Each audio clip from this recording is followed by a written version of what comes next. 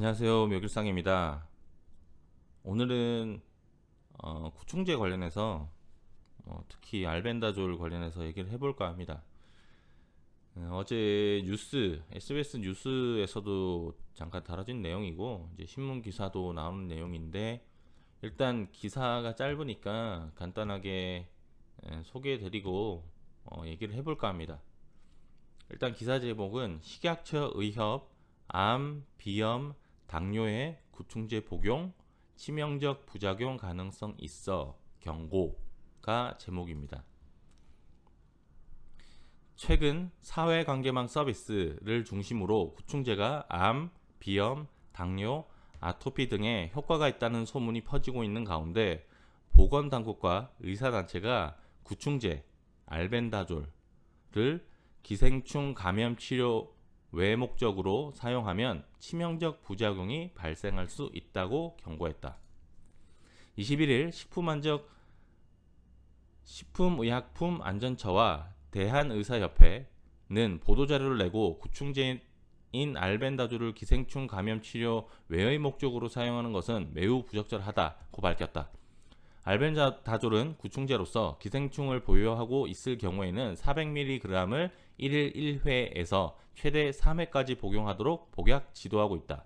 식약처와 의협은 알벤다졸은 구충을 목적으로 단기간 사용하도록 허가된 약으로 장기간 복용 시 인체에 대한 안전성이 확보되어 있지 않다며, 암과 같은 중증 질환이나 당뇨와 같은 만성 질환을 치료 중인 환자의 경우에는 치명적인 부작용이 발생하거나 기존에 받고 있던 치료의 효과를 심각하게 저해할 위험이 있다고 경고했다.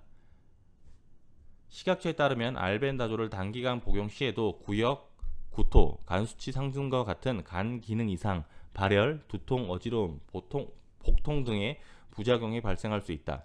드물지만 과민성 반응, 골수의 조혈 기능 억제로 인한 백혈구 혈소판 감소, 독성 간염, 급성 신손상, 신부전 등 심각한 부작용도 학계에 보고된 바 있다. 식약처는 반드시 허가된 목적과 사용법에 따라 복용하여야 하며, 복용 중 이상 증상이 있을 때는 즉시 의사의 진료를 받아야 한다라고 설명했다.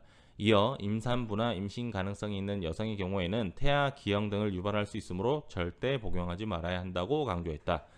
라고 하는 게 이제 기사 내용이고, 그리고 꼭지 마지막 부분에 이제 조 티펜스 씨 얘기를 하면서 왜 이제 구충제 얘기가 시작이 됐나 라고 하는 거죠. 뭐 거기에 관해서 이제 기사가 떴는데, 기사 안에 있는 것만 한번 짚어볼게요. 일단 첫 번째, 식품안전의약처와 대한의사협회는 400mg을 1일 1회에서 최대 3회까지 복용하도록 복약 지도하고 있다라고 하는 건 뭡니까? 이건 먹어도 된다라는 거죠. 400mg씩 하루에 3회까지 1200mg을 먹을 수 있어요. 이건 안전하다라는 거죠. 괜찮다라는 거예요. 단기간이라고 하니까 뭐 단기간에 얼만큼 단기간인지 라는 것도 없고요. 일단은 뭐 제가 알기로는 며칠 안 먹어도 괜찮다라고 알고 있어요. 기사 내용에서 또 한 가지, 암과 같은 중증 질환이나 당뇨와 같은 만성 질환인 경우 이제 관로에서 장기 복용 시 치명적인 부작용이 발생한다라는 건 이 구충제 외에 어떤 걸 먹더라도요 부작용이 발생합니다. 심지어 만성 질환이 없어도요 부작용이 발생하는 거 아닙니까? 예를 들어서 예전에 그 아스피린이 상당히 유행했었죠. 그 저용량의 아스피린을 꾸준히 먹으면 좋다 그래서 막 유행을 하다가 그게 이제 부작용이 있다, 우려가 있다 그래서 이제 복약을 중단한 걸로 알고 있는데, 아스피린도 장기 복용 시 이제 출혈 시 피가 멈추지 않는 거라든지 뭐 여러 가지 부작용들이 있다라고 해요. 장기 복용하면 무슨 화학적인 양들은 다 간에 부담을 주고요, 신장에 부담을 줍니다. 그리고 지금 체험을 하시는 분들 같은 경우는 이게 지금 정해진 가이드라인이 없잖아요. 장기 복용 시 가이드라인이 없어요. 여기서도 얘기하고 있는 게 드물지만이라고 되어 있고요. 단기간 복용 시에도 구토, 간 수치 상승, 간 기능 이상, 발열, 두통, 어지러움 안 이런 약들이 어디 있습니까? 안 이런 약이 어디 있을까요? 심지어 파나돌, 파라세타몰 성분이 들어간 페인킬러, 이제 뭐라고 해야 될까요? 열날 때라든지 두통이 있을 때 먹는 약이 있어요. 호주에서는 이제 임산부도 먹어도 된다라고 하는 약이거든요. 파라세타몰이라는 성분. 한국에서도 어떤 이름의 약으로 그게 판매가 되는지 모르겠지만 호주에서는 임산부도 먹고 JYP도 먹었어요. 최대한 안 먹으려고 노력을 하죠, 당연히. 근데 너무 힘들 때는 이제 임산부까지, 직접 제가 의사한테 들은 내용이거든요. 가정의학이든 전문의든 한두 명을 만난 게 아니에요. 이제 아기를 가졌을 때는 모든 게 다 두렵기 때문에 다 괜찮다라고 했기 때문에 정 힘들 때 이제 먹었습니다. 그런 약들도 이제 설명서 보면요, 부작용들이 있어요. 간 기능 발생 시가 있고 일일 한도 최대 복용량이 또 있습니다. 여기도 있네요. 하나마나 말들 하는 거예요. 임산부나 임신 가능성이 있는 여성의 경우에는 태아 기형 등을 유발할 수 있으므로. 모든 화학적인 약은요, 이건 왜 제가 넣은지 잘 모르겠어요. 그리고 여기서도 이런 말은 왜 넣을까요? 드물지만 제가 방금 말씀드렸던 아스피린 같은 경우도요, 드물지만 나타나는 부작용이 무서운 게 있습니다. 안 그런 약이 어디 있다라는 거예요, 대체. 일단은 다른 말은 다 필요 없고 400mg씩 1200mg은 하루에 먹어도 안전하다. 단기간은 주지 않았어요. 며칠이라고. 그래서 하루에 1200mg 이하에 복용을 해서 기간을 늘려도 괜찮다라고 저는 생각이 됩니다. 제가 너무 확대 해석하는 것 같나요? 저는 그렇게 생각하지 않거든요. 저용량의 약을 좀 펼쳐서 먹는다, 나눠서 먹는다 그래서 나쁠 게 있나? 제가 하는 상식선에는 그렇습니다.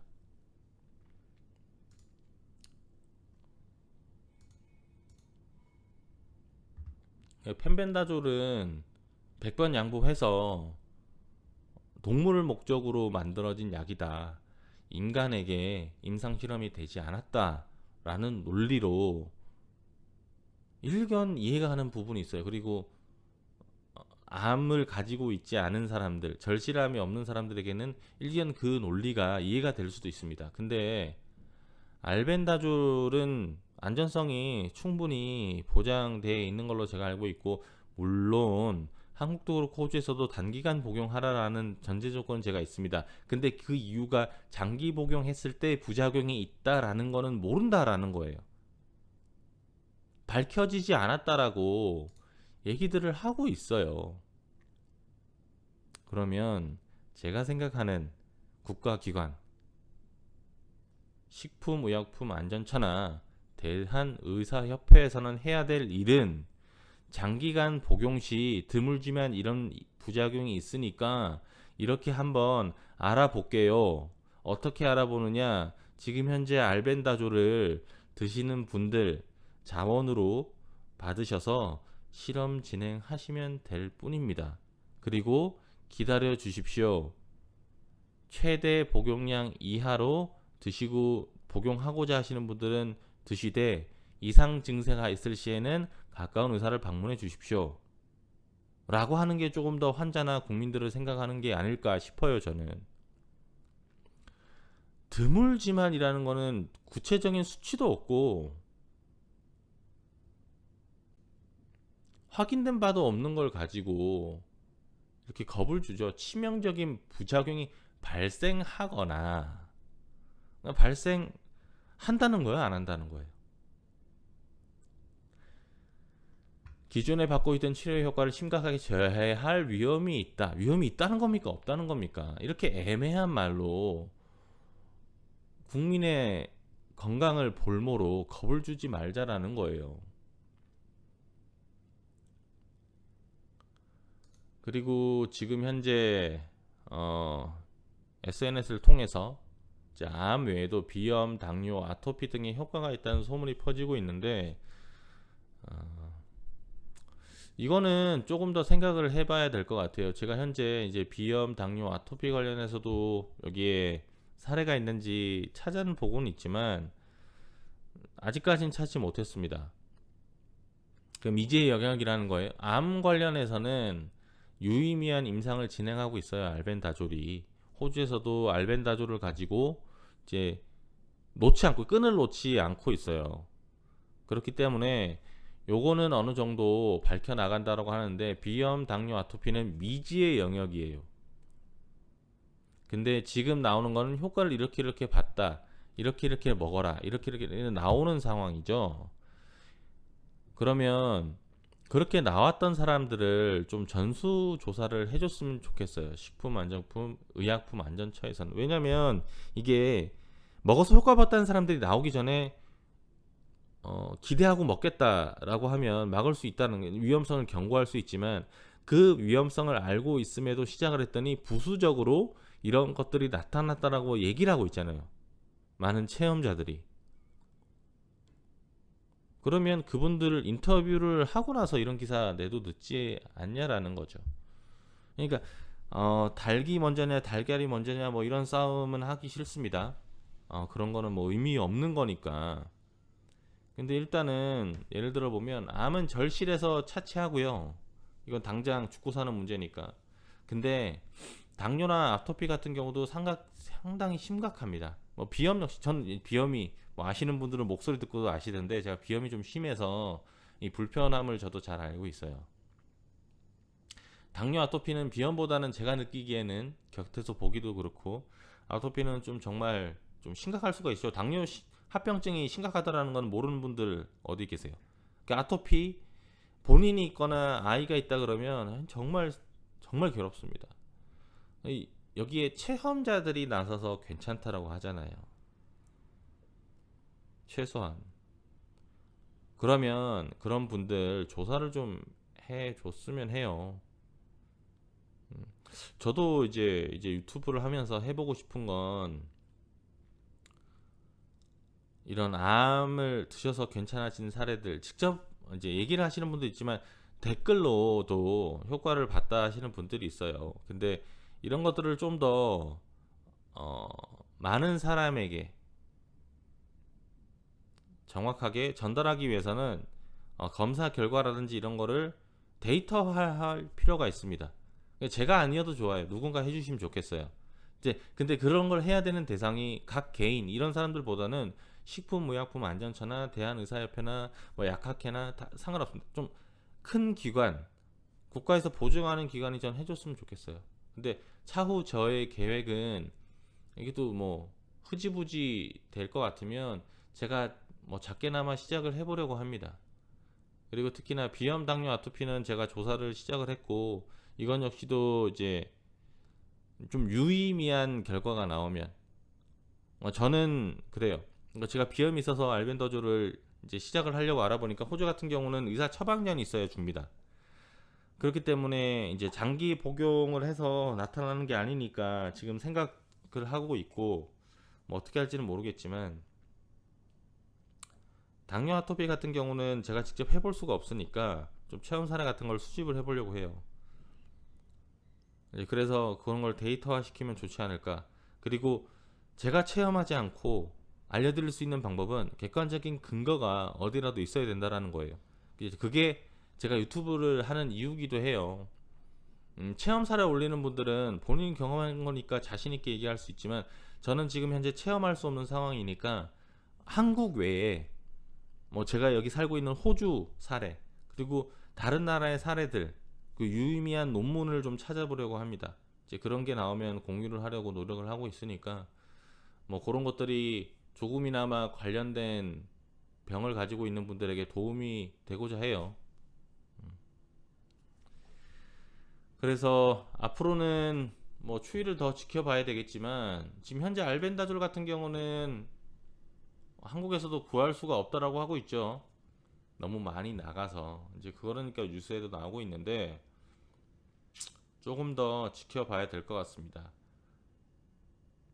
그래서 호주에서는 알벤다졸은 뭐 말씀드렸다시피 의사 처방전이 있어야지만 받을 수 있기 때문에 혹여 알벤다졸이 떨어져서 찾고 계신 분들은 호주는 대상이 될 수가 없고요.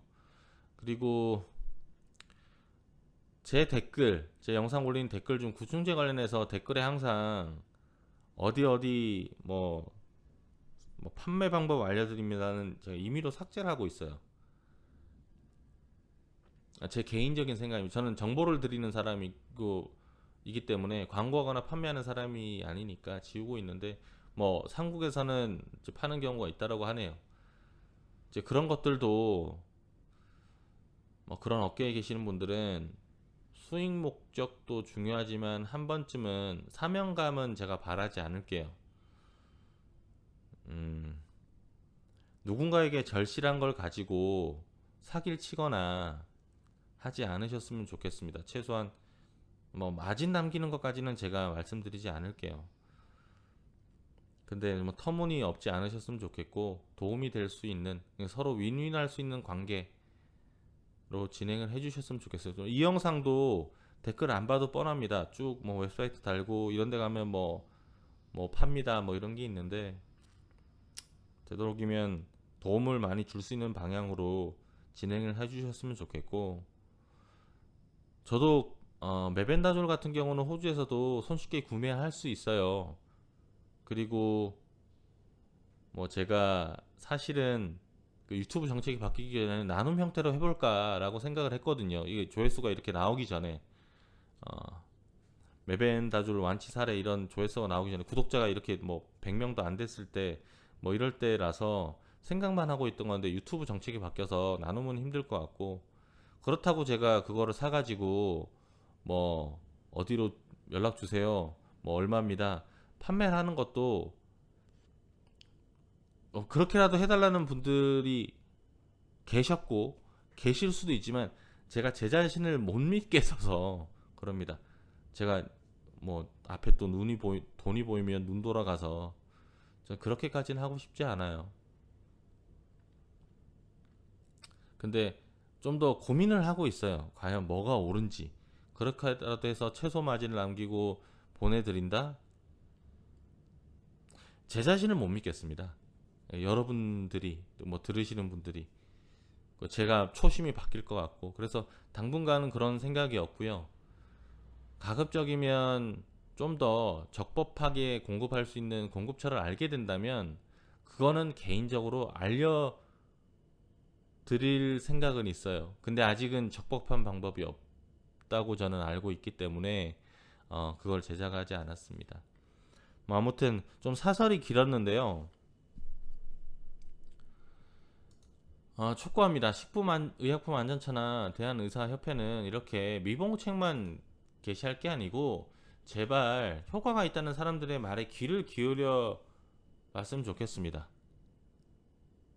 그리고 이런 체험 사례를 올리시는 분들도 정말이니까 올리시겠죠. 근데 한 번 더 진지하게 정말 이것 때문인지 고민해 보시고 공유를 해주시면 훨씬 더 뭐라고 할까요?